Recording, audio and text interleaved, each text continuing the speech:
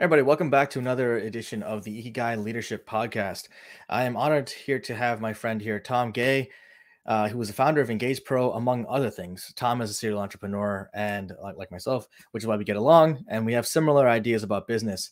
But Tom's done some amazing stuff, and we wanted to talk to him about that and give him a chance to share a little bit about his story with you guys. Tom, thanks so much for joining us today.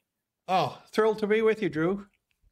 So tell us more about Engage Pro, and then we'll dive a little bit under the hood later on. But I wanted to hear more about kind of what you're doing right now and what you're working on. Well, I've spent the last 20 years teaching professionals, coaches, consultants, professional service providers of all types, how to build a business by focusing on relationships and referrals. So Engage Pro is the extension of that background where we've taken the steps that you need to follow to successfully fill your sales funnel with quality prospects. And we've systemized it so that you can do this easily, quickly, in a repeatable way. Now, in training, I still train people. I just hung up the phone from a client who I'm working with. But not everyone needs that. Mm-hmm. Sometimes you just need the tool to help you stay on track, personalize your relationship, and then understand where to take that relationship so that it becomes win-win for both parties. So Engage Pro is fairly new as a platform. I did build a predecessor tool and company that went to almost 5 million users, sold it a few years back. And as I've described Engage Pro, it's now the grandson of that company, refer.com. Nice. Yeah, so I love teaching people how to bring relationships and bring people back into the forefront of their marketing to offset all the technology and noise that we're dealing with every day. And I'll guarantee you that you'll get more business by working on relationships than you will by going out and buying ads on Facebook. Yeah, no, I definitely appreciate that. And then I think that's why I want to have you on and talk about this because, it's on the one hand, you have the technology platform, Engage Pro, right? But then I love that your focus is still on relationships. It's not on the technology. It's not on obviously we have to make money. We're here to do business. Business is reality, right? Sure. But like you said, you do more business to building relationships than you will on focusing on some transactional situation. Yeah, well, to your point, Engage Pro is an enablement tool. Mm-hmm. If you buy into the principles that people do business with those who they know, like, and trust, then you ask the question, well, how do I build trust with the right people at the right time and build it consistently? So that calls for a system, calls for something to help you stay on track, and calls for something to help you make it that you're trustworthy or trustable. And that's where Engage Pro comes in, because once you build trust with, truthfully, a small number of people, you don't need a lot of people to fill your sales funnel. If you can do that process with 20 people and 20 people know 25 people that you should be meeting, now you got 500 people available to you to come in and see if you can help and serve their needs. So enablement, systematic, repeatable, but still on relationships. Yeah. And, I was thinking about this as you were talking, because I know you didn't make it to Sajad's call today. We have a mutual friend named Sajad who I'm hoping to get on here at some point. But, we were talking on that call today about the know, like, trust specifically. We talked about that. And I think that people get, the knowing is obviously relatively straightforward, right? Yeah. It's the last two I think people have challenges with is the like and trust. And they tend to mix those two up, right? If you like someone, doesn't mean you necessarily trust them. And if you trust someone, doesn't necessarily mean you like them, right? And the other kind of caveat to that is, do you have to like the person, or do you have to just appreciate what the value that they bring? Well, I'm going to give you a third dimension to this that most people don't get. Sure. Okay. So know, like, and trust. The like part comes from your being a giver. Mm-hmm. And by giving, you become someone that creates in the person you're giving to a desire to reciprocate. The trust part comes when you establish your credentials. Mm-hmm. Your credentials really relate to your knowledge, and your reputation.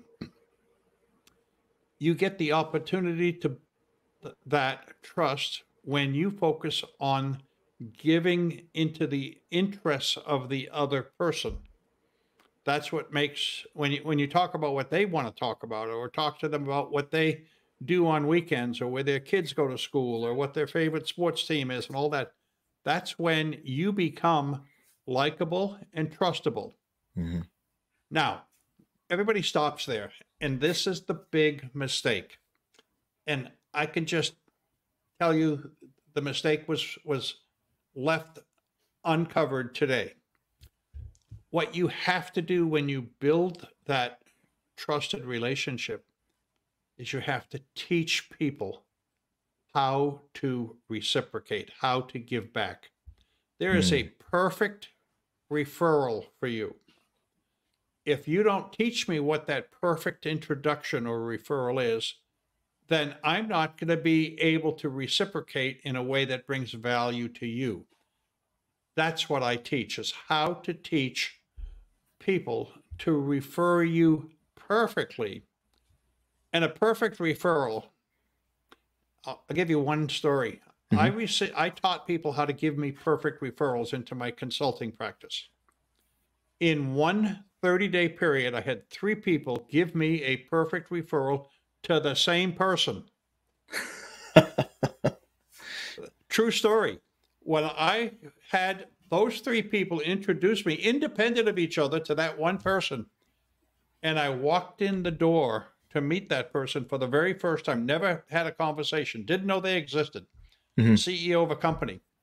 In 15 minutes after our initial greetings, he had signed the agreement for us to go forward, because trust was transferred to me.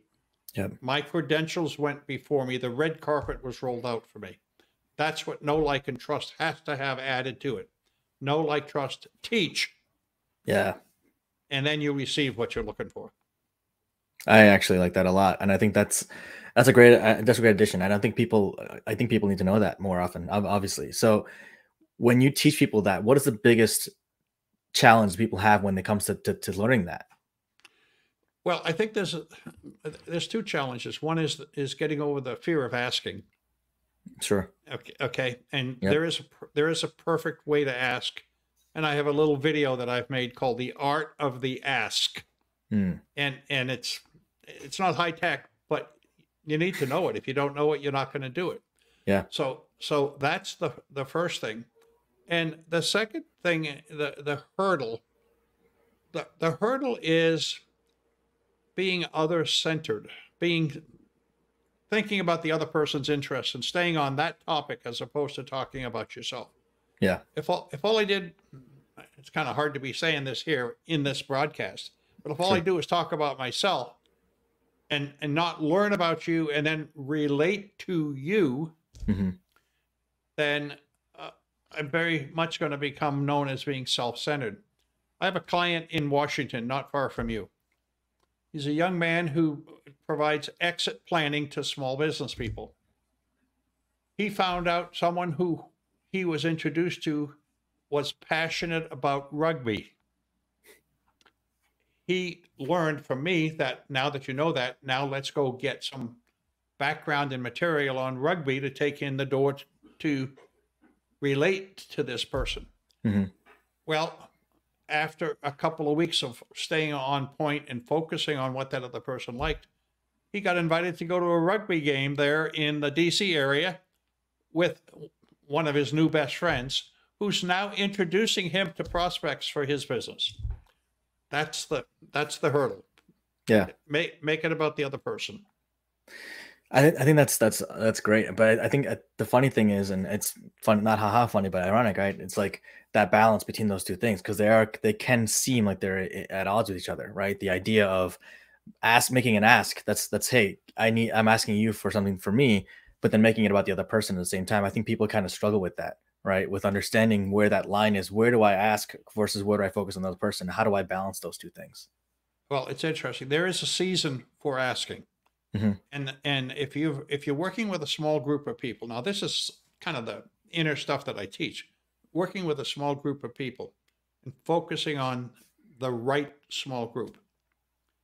And you're committed to making each of your engagements with them about them. Mm-hmm.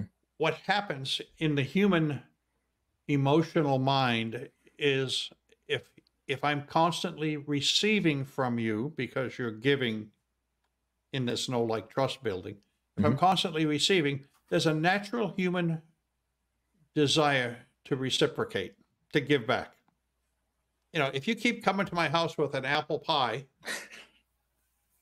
there's a point in time I'm going to say, well, what could I do for Dhru? Because he keeps showing up with these wonderful apple pies. And, that's human nature. Now, if you don't let me give back to you, I'm going to get frustrated with you because I just keep receiving and you don't let me give back. When you let me give back, and maybe it's a peach pie, let's just stay on the example. Sure. You let me give you back a peach pie because it's your favorite. Now, all of a sudden, the endorphins in my brain get released because I've been able to do something nice for you. Mm. Now, when you teach the give back in I'm going to link what we talked about earlier. When you teach the giving back is introducing you to the perfect referral opportunity, the perfect prospect opportunity. Mm-hmm. Now, you've trained them, you've taught them what it is that they can do to reciprocate effectively with you. And it's beautiful. You'll find people absolutely hunting on the hunt, on the prowl for someone who they've been taught by you would be the perfect introduction. Yeah. And it's beautiful. It just, I've helped professionals build 7-figure businesses by understanding it's a human emotion that we're working with. Yeah, and as you're talking, I'm connecting the dots on a couple of things. With one is a client story that I just had a little while back, a couple months ago, actually. This client, she was really successful, a very, very successful person, and she's going through a personal challenge, right? And you know how it is when we're coaching someone. There's never really walls between personal and professional. It kind of just bleeds into everything. So we're talking about this, and her and her partner are having challenges because she's going through a personal situation, and she's one of those people who's used to taking care of everybody all the time, right? She's that rock for everybody, but she doesn't ever let anyone take care of her. And their arguments were about that. And when I reframed it for her to say, what happens when you can't take care of someone? And she's like, I get so frustrated. I'm like, well, how do you think he feels? And a light bulb went off. Absolutely. And that is exactly what you're talking about, or it sounds like exactly what you're talking about, which is interesting. It is, and we're wired this way. Mm-hmm. We're wired to give and receive. We're not just wired to receive, or some people are. Okay. Yep. Yeah, you can change the word receive to take as well because they're closely related. Yep. And we may be passionately wired to give, but if we don't let people give back, they're going to eventually filter themselves out of our view and leave disappointed, frustrated, or worse. So you nailed it with her. Yeah. I mean, I'm thinking about your services with people, and for you, what was the big what's been your biggest success? Or let me rephrase that. Actually, sorry, I should have said that differently. Who has been your favorite client to have worked with over the last course of your career? My favorite client. Wow. Well, I go back to my coaching business, and I had one client. This gentleman was a CFO for a business that got acquired, and he was out of a job because the larger acquirer had a CFO. They didn't need two. Mm-hmm. So he went out and joined a company where he became a fractional CFO. There's a number of large firms in the U.S. that have filled with fractional CFOs. Mm-hmm. Now, this gentleman is probably late 50s at the time, needed to work, had never made a sales call in his life. Never, ever. Yep. He was a classic introverted financial guy. Everyone can have their own description in the word picture there. Mm-hmm. He was suffering from lack of business 3 months into his new practice and, using up his resources. He came into my office and he had heard about what I do. And in those days, he sat across from me and we learned what his problem is. And he was the most introverted person I've literally ever met as a prospect. I didn't think it was going to go anywhere. Mm-hmm. I said to him, if you will follow this roadmap, we will get results for you. It'll take us about 6 to 8 weeks. And at that time, it was going to cost him $4,000 to do it. He got his credit card out a few moments later, and surprising to me, and bought. Now, the interesting thing about him, because he was an accountant, he was used to following the rules. Like most accountants, they're governed by a set of financial standards and GAAP and all these things. So we taught, he followed, he did the work. In 3 months, he had 3 new clients, just doing things that were not natural from his career. Mm-hmm. At the end, he started about April of that year. By the end of December, his calendar was full. He had no more time to sell as a fractional CFO. Now, the reason why he was afraid, but he became a friend, because obviously I did something marvelous from him. He took me on fishing trips up the Salmon River. He introduced me to, that's in Idaho, he introduced me to his associates in other parts of the country. That set of introductions grew into 70 more clients like him. It was like a bacterial growth because they all needed a system.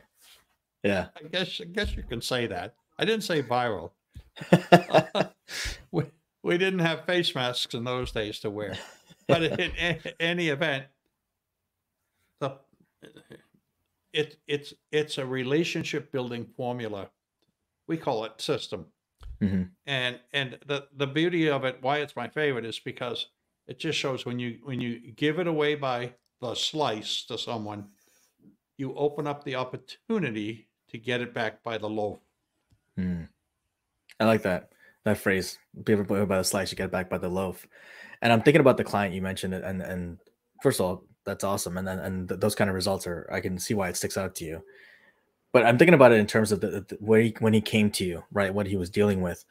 And so many people deal with things like that. Like, I mean, because you said he never made a sales call in his life because he's never had to, right? He's been a full-time employee his entire life. Someone else was doing the selling for him, right? Essentially, right? For the company or for whatever. So he never had to get in front of a prospect. Yeah. And when you're transitioning to business ownership, you got to get into some level of sales, right? You have to. And that's a big mindset shift for people. Well, and today, I mean, the whole culture has changed in the last 5 years between COVID and outplacement and job disruptions and people wanting to freelance and be in control. The world is full of independent providers, desiring to build a business or a life. And a good number of them aren't sure how to get started. Yeah. And some of them, honestly, and it's something I preach a lot, which is that, some of them probably shouldn't be in business for themselves, right? I mean, because they don't have the mindset for it, and there's nothing wrong with that. And people think they take it as a dig. It's not a dig. It's not me trying. It's just there's different people set up for different things, right? I mean, if you judge a fish by its ability to climb a tree, it's always gonna think it's a failure. But if you put the tree in the water, it's not going to be able to swim. Well, it's kind of one of the reasons why I'm not playing quarterback for the New York Giants. Right. I'd love to be their quarterback, but well, they'd be just as terrible afterwards as they were before. Well, I'm a Commanders fan, so unfortunately, I feel that pain. Oh, hey, I got lots of examples. I didn't say Commanders. I could have. I'd make it closer to home for you. That's what I'm saying. I'm a Commanders fan, so I know that pain so well. We've had such poor leadership over the last 20 years. Really, man, it's just. But I mean, again, that's just another example of something where it falls into the mindset of things, right? That aren't the leader of the Commanders, the organization, didn't have the right mindset. He's just not a good person for whatever reason, right? And his focus was not on the right things. And if you don't focus on the right things, like to your point, back to giving back full circle, if you don't focus on the right things, you're not going to get the results you want, right? And people focus on the results first rather than the actions and the system that they set up for themselves. Yeah, it's so true. And you always have to focus on the pieces that need to come together to create the whole. Mm-hmm. Just like if you're going to put, we'll stay on the football analogy for a minute. If you're going to put 11 people on the field, you don't want all 11 people to be skilled in one role. Right. Everyone's got to play a role. Yep. And when they play it well with the right leadership, then you get over the goal line. Yeah. That applies to business in the exact same ways. Absolutely. I mean, do I care if my O lineman can throw the ball? No, but I care if they can block someone from getting to the quarterback, right? Yeah, and keep them from breaking their Achilles heel. Yeah. Oh man, oh Jesus. I still can't believe that happened. Did you see? I don't know if you saw that they're digressing for a second, but I don't know if you saw the video where they showed that moment. It's really kind of, it's painful to watch. Painful to watch. Yep. But getting back full circle, it's also painful to watch business owners struggle with things that they can change, right? Whether they want to change it or not is a different story. Well, there's an interesting phrase used by one of my favorite, I call him a cowboy philosopher, Jim Rohn. Mm-hmm. And Jim's passed away, but he's famous for his speaking skills on personal growth. And he said, until you change the way you think, nothing will change for you. Yep. And he's delivering that to an audience. And that's basically meant to shake you up and say, okay, I have one paradigm. Now, what is the paradigm that I need to have if I'm going to be in a better place than I am now? But that's the thing. People don't want to do that. They don't want to change their mindset because it takes work. They want to go out and get a certification. And I think part of that's also the system and the way it's set up, right?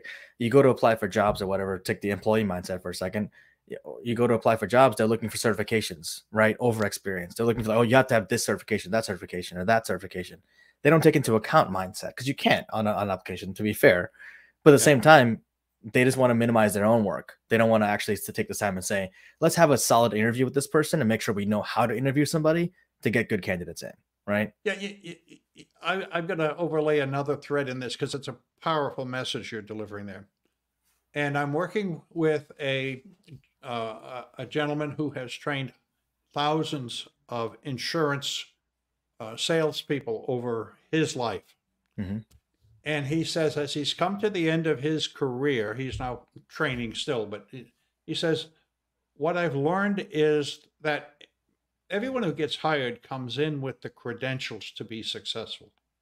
Mm-hmm.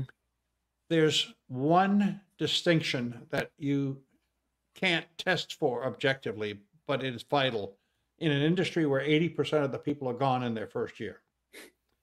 And that distinction is, it's not whether they can do the work to succeed. It's the question of do they have the will to do the work to succeed? Yep. So the can do, will do continuum is what you just described. And it's a powerful continuum. Yeah. Because, I can go get certified as a coach, let's just say, and go to the International Coach Federation and go to all the conferences and get all these letters. It doesn't mean I'll have anyone to talk to if I won't do the things to get my skills in front of. So if my will do doesn't match, then I'm going to be stuck. Yeah. I always say mindset's much more powerful than skill set, right? If you give someone the skills to do something, doesn't mean that they will do it. But if you give someone the mindset, they will find a way to get it done, whether they have the skills or not, right? They'll knock walls down. Yeah. I'd rather have a semi-skilled wall knocker downer than somebody who's been through 17 graduate courses. Yeah. Let's knock walls down and solve the problem. That's where the results come. Absolutely. Love that. Well, as we're wrapping up here, Jim, Tom, I'm thinking about Jim Rohn. Get Jim in my head now. Sorry. Yeah, that's fine. I'd be honored to be considered like him. Well, your messaging is just as powerful, to be honest with you. So I think you're right there with him as far as I'm concerned. because after all, we're all human, right? We all make mistakes. We all have good things to say, and Absolutely, sure. So the question I want to ask you is something I ask everybody as I come on, which is who or what I should say, were your biggest inspirations in your career as you were coming up and creating the things you created over the years? Well, I have a lot of people I would consider to be mentors, Mm-hmm. and I can say it started with my dad, who, when he was in mid career, left one and started a company all by himself and did the entrepreneur thing. But I'm going to reference a different person very quickly, and this was in my very first professional job, where I finished college and working in a company, and they promoted me to a regional headquarters. Mm-hmm. And the first day I started, my boss leader, when I moved from Massachusetts to New York to go to work in the big city, he gave me an article that was a reprint from the Harvard Business Review. And it's one of their classics. And it was titled The Pygmalion Effect. And what it represented, what the article represented, and what he intended was that he was expecting me and in supporting me to become the best version of me that I could be. Like in the book Pygmalion, where the subject of the book, the girl, the poor waif, came into George Bernard Shaw's scheme, came into being adopted, Mm-hmm. and she became a beautiful outcome because they saw the best in her as she grew from, a char girl to a mature, beautiful woman fulfilling her role in life. And that person saw that there was a best in me to bring forward, and he was always going to be committed to me being the best version of me that he could be. And that's lasted, not only lasted, it's governed how I look at people who have been in my companies. I've built some large businesses. I've had a team of almost 1,000 people, Wow. and every one of them, I wanted them to be the best they could be. I love that. It reminds me of the back to football for a second, but it reminds me of have you ever seen the movie The Replacements with Keanu Reeves and Gene Hackman? Yeah, I have. Yeah. Yeah. So that one scene where Gene Hackman tells Keanu Reeves, he says, "When I look at you, I see two men. I see the man you are and the man you ought to be. One day those two should meet, and they'll make one hell of a football player." I love Wow. that scene. That's beautiful. I love it. That line is like the essence of what we do, right? Yeah. When we look at someone or a person or a business or whatever, we see two coexisting entities, right? We see who they are, and then we see the potential of what they could be. Yeah. And our job is to bridge that gap. And consider, not everybody sees people through that lens. Mm-hmm. Some people say, well, I want to govern you to optimize you as the cog in the machine for the role you're playing. Yes. And what untapped human potential there is in that. That's a shameful waste. Yeah, because you're shaping that person to serve you, not to serve them, right? Yeah, exactly. Yeah, exactly. I think we could have a whole nother conversation just about that, and maybe we can one day. But that's awesome. Yeah, we could spend a week talking about that one. Well, Tom, thanks so much, man. I really, really appreciate the time. This has been awesome. And folks who don't know, please reach out to Tom. His information is going to be in the description below. I really appreciate the time. Well, I appreciate you, Drew, and I'll always be here because the conversation is so valuable, and I think together we're making rain. Yeah, absolutely, man. Happy to support people as Good. we go. Thanks a lot. All right. Take care, everybody. my Stay friend. safe. Bye-bye. Bye-bye.